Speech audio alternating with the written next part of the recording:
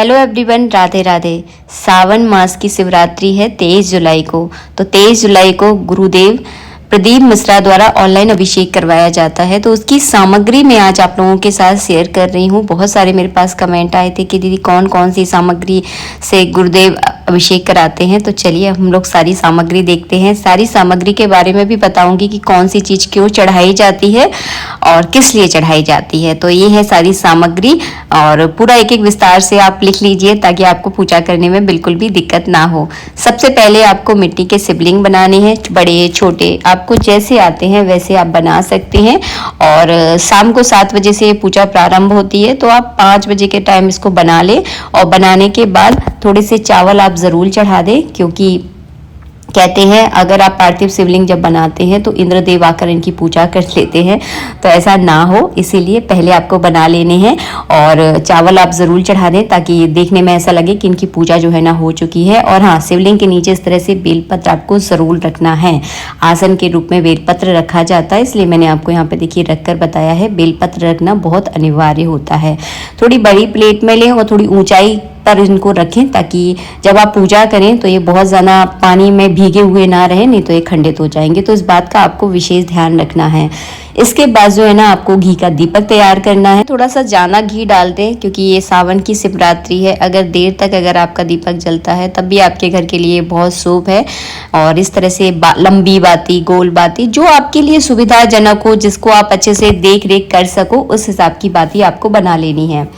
इसके बाद लेना है आपको पंचामृत। तो 5 अलग अलग चीज़ों से मिलकर बनता है पंचामृत। दूध, दही, घी, शक्कर, शहद, ये 5 मैंने अलग अलग ले लिए हैं। इसके अलावा एक कटोरी में आपको इस तरह से पंचामृत तैयार भी कर लेना है। तो हम 5 अलग अलग चीज़ों से भी स्नान करवाते हैं और पंचामृत से भी स्नान करवाते हैं। इसके बाद एक बड़े से कलश में आपको सबसे पहले थोड़ा सा गंगा जल डालना है। उसके बाद उसको पूरा कंठ तक जल से भर लेना है। तो ये हो जाता है पूरा गंगा जल। इससे भगवान शिव को अभिषेक करवाया जाएगा। तो थोड़ा बड़े बर्तन में आप जल लें क्योंकि पूजा में जल की आवश्यकता सबसे ज़्यादा होती है। तो देखिए मैंने कितना बड़ा सा लोटा लिया है, आप अपनी सुविधा अनुसार थोड़ा बड़ा ले लें। इसके बाद आपको चंदन लेना है, रोली लेना है माता पार्वती को तिलक करने के लिए। इसके बाद जो है ना चावल लेना है। और हाँ, चावल जब भी आप पूजा में यूज़ करें हमेशा साजे बड़े चावलों का आपको यूज़ करना है। छोटे और टूटे हुए अक्षतों का यूज़ नहीं किया जाता।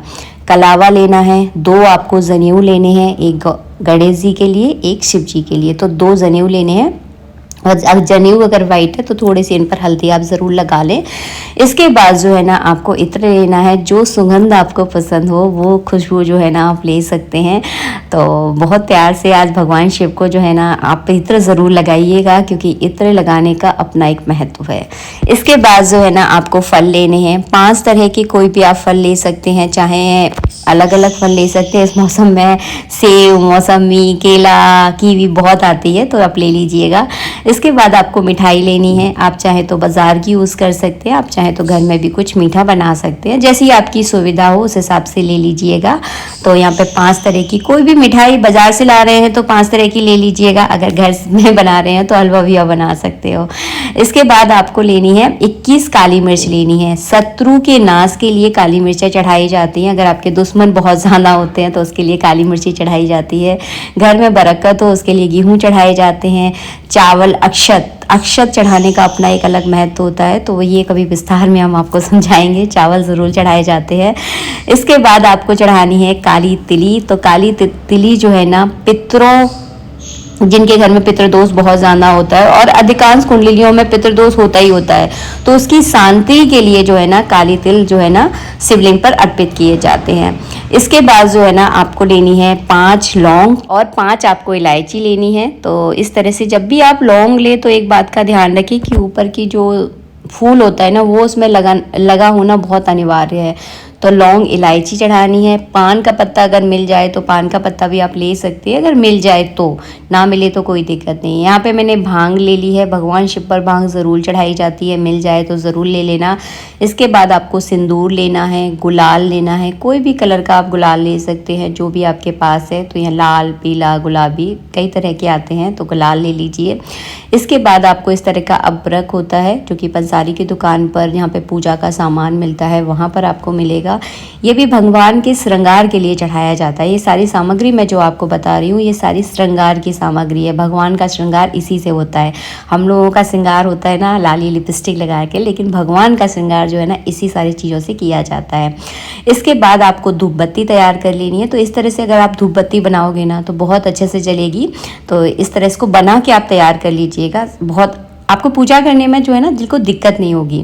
इसके बाद जो है ना आपको पार्वती माता के लिए सुहाग का सामान लेना है। कोई भी रुमाल, ब्लाउज़ का पीस, चूड़ी, महावर, मेहंदी, ये सारा सामान आपको लेना है। पूजा के बाद आप चाहे तो मंदिर में दान कर सकते हैं, आप चाहे तो अपने किसी मानधान को दान कर सकते हैं। इसके बाद आपको 3 सिपाड़ी लेनी है। एक सिपाड़ी जो है ना श्रीफल के रूप में शिवलिंग पर चढ़ाई जाती है और 2 सिपारी गौरी गणेश के रूप में इनका पूजन किया जाता है। इसके बाद लेना है आपको बेल। सावन के महीने में बेलपत्र चढ़ाने का बहुत महत्व है। अगर आप कुछ भी ना करें, केवल शिव मंदिर में जाकर केवल आप खाली बेलपत्र भी अगर आप सावन के महीने में चढ़ा देते हैं तो इसका अनंत गुना फल आपको प्राप्त होता है। अपराजिता के फूल, गुलाब के फूल, कमल के फूल भगवान शिव को बहुत प्रिय हैं। कमल के फूल ना मिले तो 5 कमल गट्टा लेकर भी आप चढ़ा सकते हैं। मेरे पास अभी इस समय कमल गट्टा उपलब्ध नहीं थे तो मैं आपको नहीं दिखा पा रही हूँ। कमल गट्टा आप 5 ले सकते हैं या आप चाहे तो कमल के फूल भी ले सकते हैं। इसके अलावा आपको चाहिए एक चौकी पे बिछाने के लिए इस तरह का सफ़ेद कलर का कपड़ा। पूरी तरह से चौकी और कपड़ा बिछा कर अगर पूजा करते हैं तो पूजा देखने में भी सुंदर लगती है और शोभनीय होती है, क्योंकि आप ईश्वर की पूजा कर रहे हैं तो थोड़ा अच्छे तरीके से, विधि विधान तरीके से करें और पूरे मन से करें।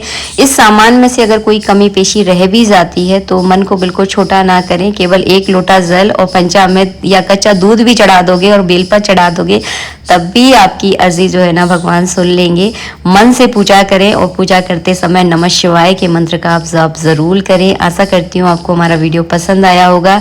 वीडियो अगर अच्छा लगा है तो प्लीज़ लाइक कीजिएगा। मिलेंगे नेक्स्ट वीडियो में, जब तक के लिए राधे राधे, जय श्री राधे।